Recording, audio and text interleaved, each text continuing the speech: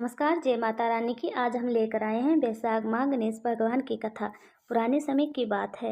एक रतिदेव नाम के राजा हुआ करते थे और उनके राज्य में धर्मकेतु नाम का ब्राह्मण रहता था।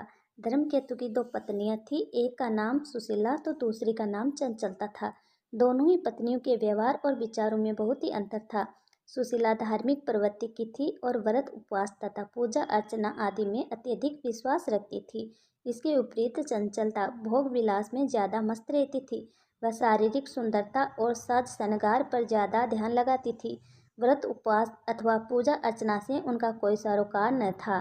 कुछ समय बाद धर्मकेतु की दोनों ही पत्नियों को संतान की प्राप्ति हुई। सुशीला ने एक पुत्री को जन्म दिया तो चंचलता को पुत्र रत्न की प्राप्ति हुई। इसके बाद चंचलता ने सुशीला से कहना आरंभ किया कि सुशीला, तूने इतने व्रत उपवास किए और अपना शरीर तक सुखा लिया, फिर भी तुझे लड़की हुई।